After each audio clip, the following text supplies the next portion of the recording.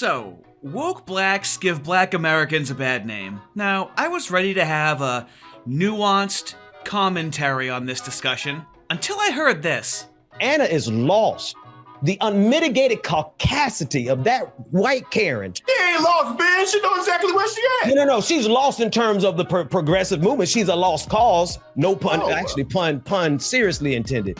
The caucasity comment kind of bothered me. Double standard, can't make fun of their skin color. He'd shit his oppressed little panties if I called him nignorant. Then the immediate chimphony that followed it kinda revved up the meter. White Karen. She ain't lost, man. She knows exactly where she at. And then how he says pun intended when I don't even know what pun he was trying to make really started to boil my blood. Yeah. No. She's lost in terms of the progressive movement. She's a lost cause. No pun, pun seriously intended. So then I watched the whole thing.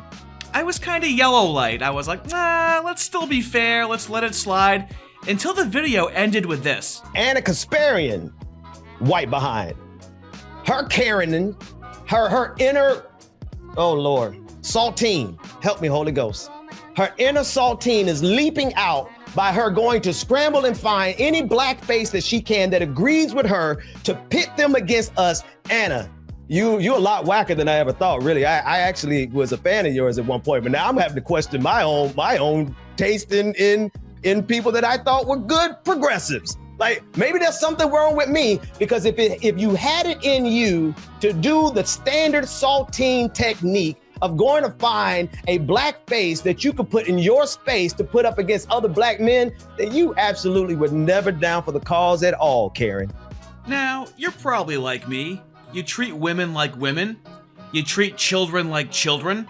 Now, how racist would it be if you treated these men like women or children? You should treat men like men. The most racist thing I can do is treat these black men with kid gloves, like they're women or children. So let's treat them like men. We all know identity politics is bullshit. They would rather a white leftist than a black Republican. Let's see how they talk about this black Republican raising completely reasonable points about his issues with the left.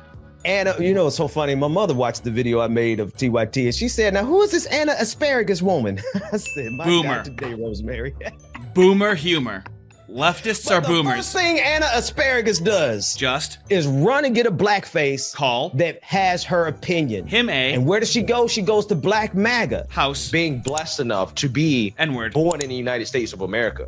Having this mentality where you're telling yourself that you can't rise up or that you can't be successful due to the fact that the system's holding you down, when empirically speaking, we just know that's not true. Like, you have more opportunity here than any other place on earth. Yes. I think that, to me, in my opinion, is a mentality that is almost, I would say, almost put there on purpose. It is purpose. Very simple. Let him cook. Right. But for us to act like Wells Fargo didn't decide to give what? Loans to white people over black people at 100-1. Bank of America, community wide, Navy Federal. Why redlining? Hold on. We're not gonna talk about redlining, but we could talk about redlining. We can talk about so many things in this country that was institutionalized. My brother. Right? Government-funded program that literally government-funded, not only practices by private entities, but government-funded. Now, here's my thing. Am I crying like a baby? No, you're not crying like a baby. Maybe more like a pathetic, petulant child. Oh, none of us have ever heard the redlining argument. You bring so much new information to the table. None of us have ever heard these talking points for the last 10 years. Black people aren't approved for mortgages at the same rate as white people. Why do you suppose that might be? In 2022, the average FICO scores, FICO is the lending credit score, for those between the ages of 25 and 29 were 687 for white people and 582 for black people. We're off to a really rough start. Then there's the issue of credit invisibles, or people with no credit history or report at any of the 3 bureaus. Roughly 15% of black people and 9% of white people are credit invisible. An additional 13% of black people and 7% of white people have unscored records. So 28% of black people are credit invisible or unscored. That'll put a damper on the mortgage numbers, don't you think? Oh, well, that must be racism. It's only racism if there's some sort of institution or system in charge of not letting black people get secured credit cards. Don't buy Jordans for once in your life and get a secured credit card and get the $200 back after 6 months and start building your credit. Anyone can do it.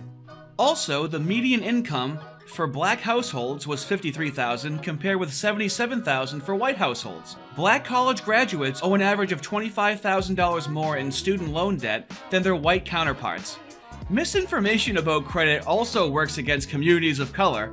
The sense that all credit is bad, which leads to avoidance of traditional credit products. So they're also telling each other that credit is bad, just do cash. Is it racism telling them to do that? Even though black Americans have $25,000 more in student loans than their white counterparts, their enrollment decreased by 12% between 2010 and 2021. But aren't there HBCUs? Aren't there colleges specifically designed to help black people graduate college and obtain gainful employment? Well, some HBCUs have graduation rates below 10%, and at least 7 HBCUs have a graduation rate of less than 20% for black students. The average graduation rate for an HBCU is around 35%, which is lower than the national average of 64%. But let's completely ignore all of that data. So it's complete cap. And I would love to invite this brother on the show because we got the data. You don't have the dad, and you don't have the data. You people, and when I say you people, the people that call themselves us, when you say us, you become them. You people do not look good on paper. The data does not look good for you people. Do not have a data argument with someone that is disagreeing with your politics. Please, for the love of God. In this country and worldwide, it does not look good when we defer to the data. We got the data. We can show you how, like, what Anna's saying and how she's retweeting a guy that really obviously is not educated enough on systematic racism in America. Yeah, the day you invite him on the show, make sure that's my off day, brother, because hey, this is what I mean by not platforming these bastards. Because listen. Oh my God, this is the mayor of Enfield, North Carolina, and the man can't get a microphone to save his life. Oh, Jesus. You're obviously well-to-do. Can you get a microphone? I'm gonna reduce his reverb so it's more listenable. But it's okay. We're used to this. Helping them out in the background as they're having their tantrums. Listen, the idea that for him to say that systemically it doesn't exist or it's been proven that being in America, just because America is the richest nation in the world, is like saying that every vegetable in the garden, because it's in the dirt, is a cucumber. Nobody, you're the only cucumber in the pile. He's an idiot. You heard that right. According to the mayor of Enfield, North Carolina, being in America just because America is the richest nation in the world is like saying every vegetable in the garden because it's in the dirt is a cucumber. No, buddy. You're the only cucumber in the pile. He's an idiot. Let me try to bless that analogy with my white help.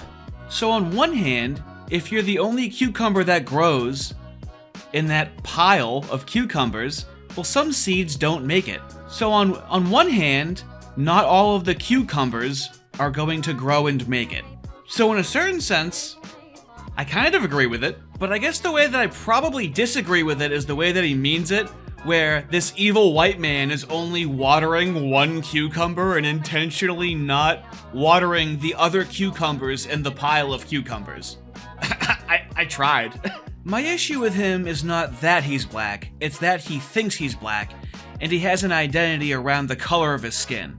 And I understand how he might seem like a poor representation of black Americans. This is a very common narrative, it's amplified by the media, whoever you think controls it.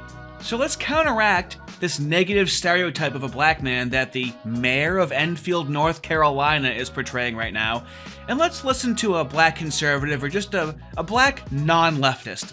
Let's play this. Here's why Anna posted this dude all of a sudden, just 7 hours ago. I wonder why she posted this dude. Democrats don't care about democracy. See, that's the thing about these individuals that really kill me. It's like, you talk about how much you care about democracy. Okay, well, if you care about democracy, you should criticize your side of the aisle for overthrowing democracy within their own party, not having a real primary, always finagling their own primaries against progressive candidates, right? This is the same side of the aisle that finagled the primaries against Bernie in 2016 and 2020, according to them. Just listen to them. 2024. Hey, they really didn't even have a primary. If you have to sit in your hands. They turned around and got rid of Joe Biden because they figured out that he couldn't beat Trump. And they still refuse to have another primary. Let them cook, young folks say. That's not very democratic. You're not listening. So it's hard to have a conversation about universal health care. Yes. Okay. Or all these other things that the left is for. Yep.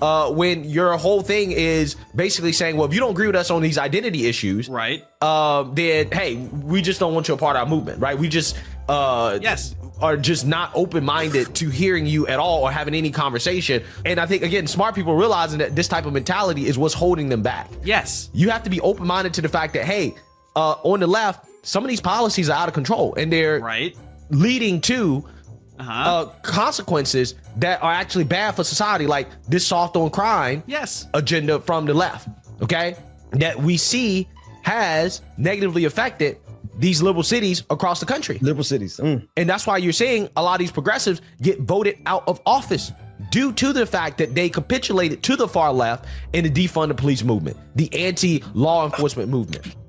These people get voted out. They're losing. They're losing due to the extremists. I wanted them to cook a little bit more. Go ahead. I feel like, go ahead. Who wanted first?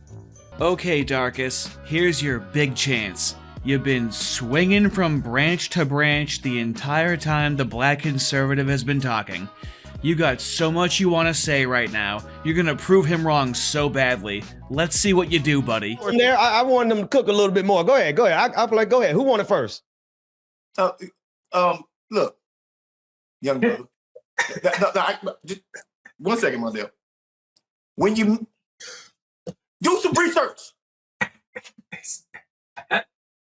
bro, I was the National Black Outreach Director for Bernie Sanders in 2016. I keep having to remind these.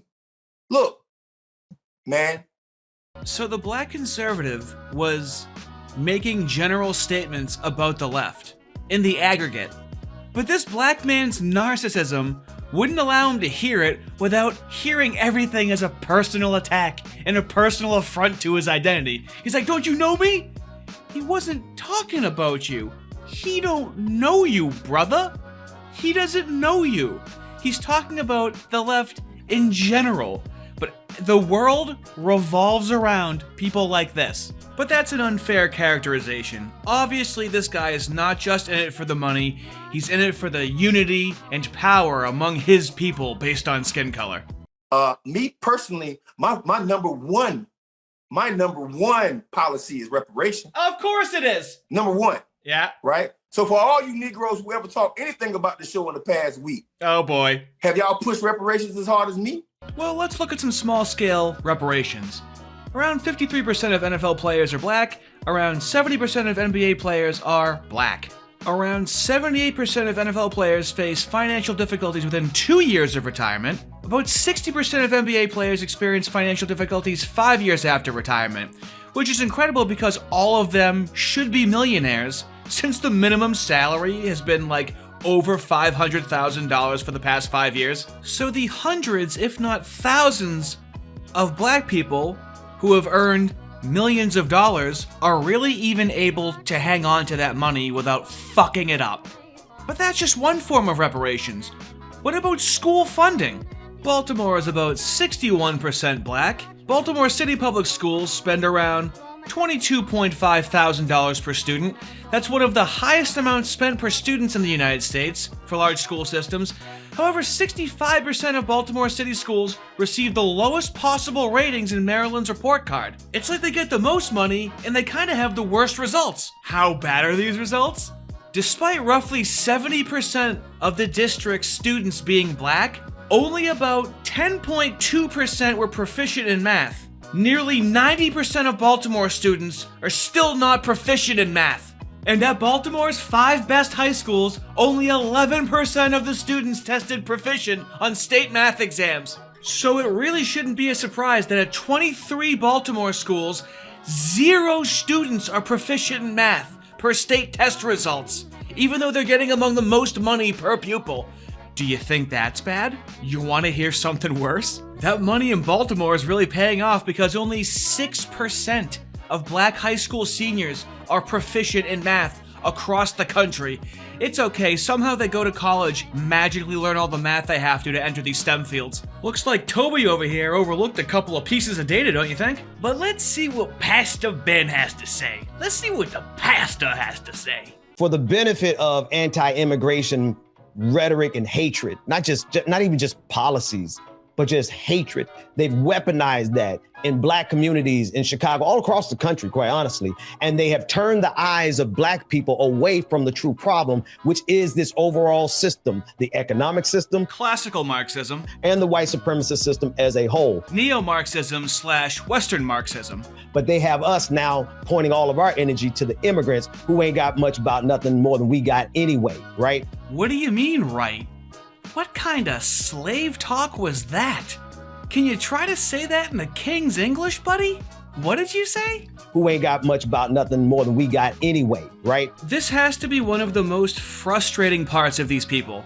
If I just tried, not even to make fun of him, but to sound just like him, who ain't got much but nothing more than we got anyway, right? They would claim I'm doing some sort of racist impression of him, when I think I'm just trying to sound just like him, and I kind of think I did. Who ain't got much but nothing more than we got anyway, right? Oh my God, Pastor Ben is gonna bring the demons out of me. Oh my God, let's start to end this video. And so now they have us doing the same thing these white folks have had us doing since time immemorial, dividing us and conquering us. We can't get black folks to get together to oppose them. We can't get brown folks to get together with black folks to oppose them. Why? Because they got people who they slide a little bit of change. I don't know, man. Why do you people like shiny things so much? Why is it so easy to buy your soul? Where's your integrity? Where's your love for your own people? Which should be the American people. And that's the funny thing. This is not a black identity. This is a communist identity. He thinks this is some sort of black coalition, but his thoughts and ideas were written by German idealism. There was literally a communist directive called the Negro Question. It'll be necessary for us to examine rather closely the communist position on what they describe as the Negro question. Now, basically summarized, the communist position on the Negro question is as follows. As early as 1928, the communists declared that the racial differences among our people constituted the weakest and most vulnerable point in our social fabric. By constantly probing and straining at this one spot, they calculated that eventually the cloth could be torn apart and that Americans could be divided, weakened, and perhaps even set against each other in open combat. So you were taught, instead of blaming capitalism for all your problems, classical Marxism, it's the white man. Neo-Marxism, Western Marxism, American communism. You absolute stooge. There's nothing black about your identity. It was written by a German man. That's why I don't respect you people, okay? Not black people, black leftists, okay? I would never say that about black people, okay? I'm talking about leftists here. Completely different animal, literally. So yeah, you guys don't know what you're talking about. You're constantly lying. You're brainwashed. Happens to both black and white people. But y'all can't dish it out and y'all can't take it, so y'all should just quit it, okay, boy? Have a good one.